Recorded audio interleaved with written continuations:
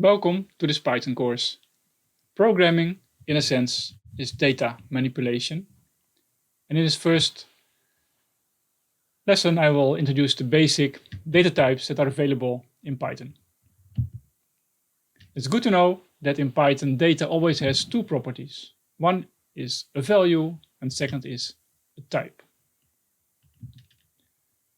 And this shows the most important basic types in Python. Examples. This is an integer, the value is 1, and the type is int. Integer means all numbers that are like 1, 2, 3, -1, -2.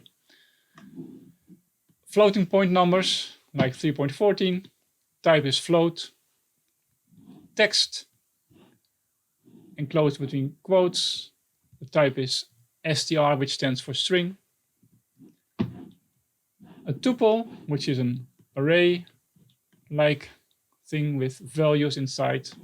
A Boolean type, Boolean has either true or false as value.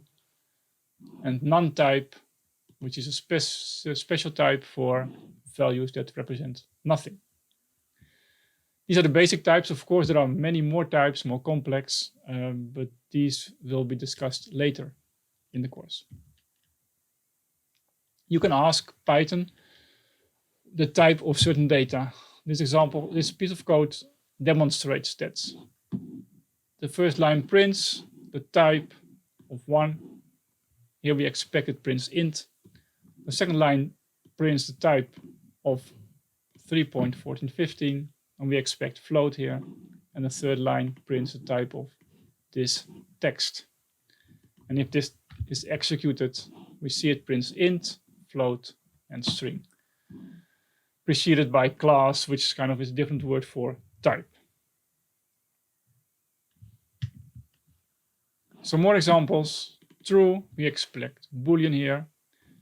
This is a tuple between braces, 4 values. Note that the values inside the tuple can have different types themselves. So this is an int, this is a string, this floating point, and a Boolean. We ask the type for none, and again we ask the type for a string. And this is as expected. The first is a bool, the second is a tuple.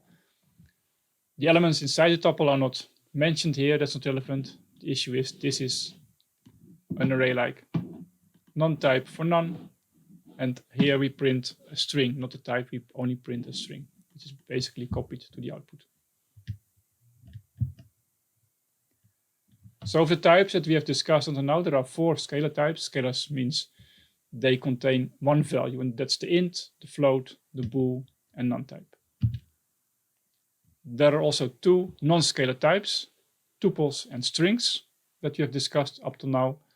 And these are array-like types. That means these types contain an ordered series of elements. In the case of tuples, these can be any type of elements. And in the case of strings, these are characters. Because they are array-like, the individual elements in the series can be indexed. So you can access the individual elements with an index. And it's good to know that the index of the first element is 0. Not like MATLAB 1, but it is 0.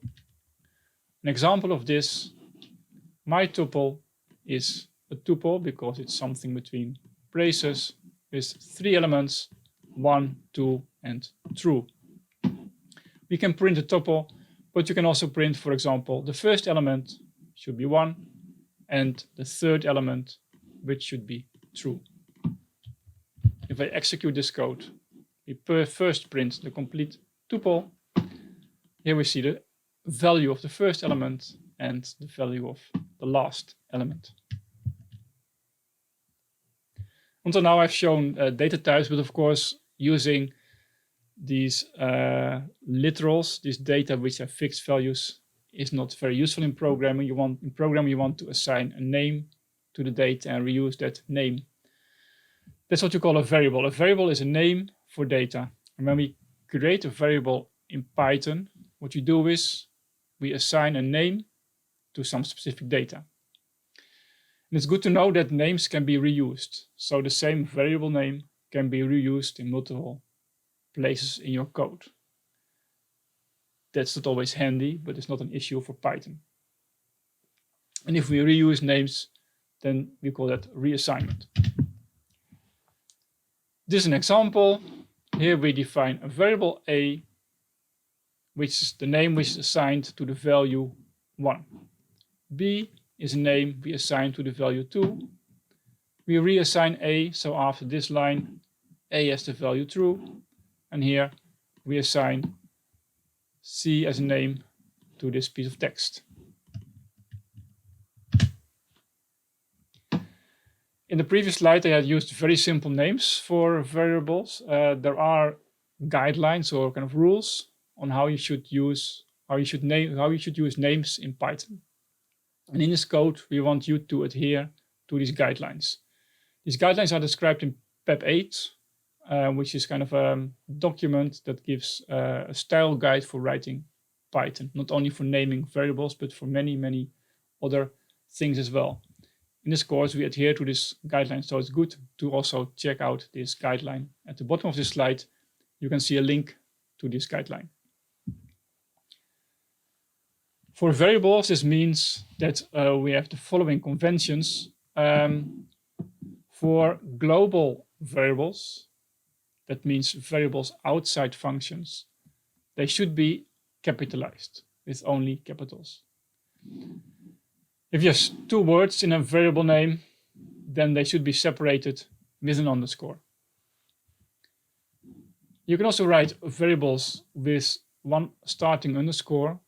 Those generally are private variables, so they should not be used. I think in this course you won't be using them, but it's good to know. So unless you know what you do, don't start with 1 underscore. There are also variables that have start with 2 underscores. Those are reserved for system variables. Don't write your own variables in this way. A normal variable, so a variable inside a function, should look like this. A word potentially separated with another word, potentially separated with an underscore. The name should be all lowercase, don't use uppercase, and separate words with an underscore.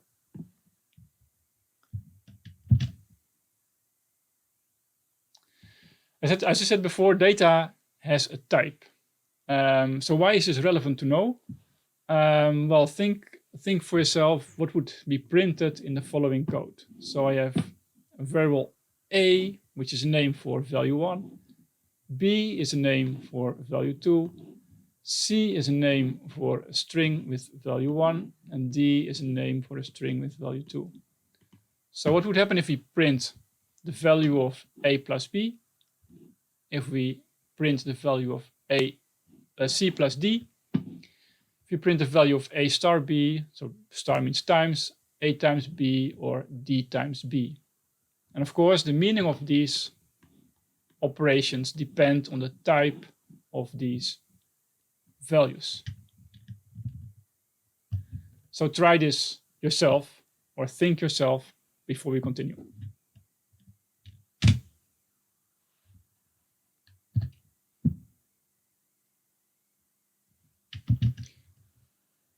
So in summary, data in Python has a type and a value.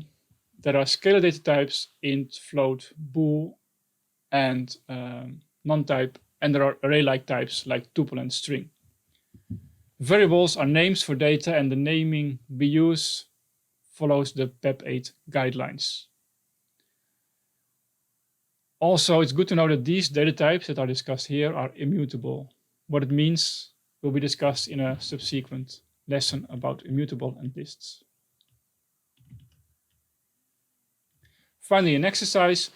I stress the fact that we want to follow the conventions for naming variables in PEP8, and Visual Studio Code can automatically check whether you match these conventions. And in this exercise is meant to see whether your Visual Studio Code is set up correctly to indeed check whether your namings are correct.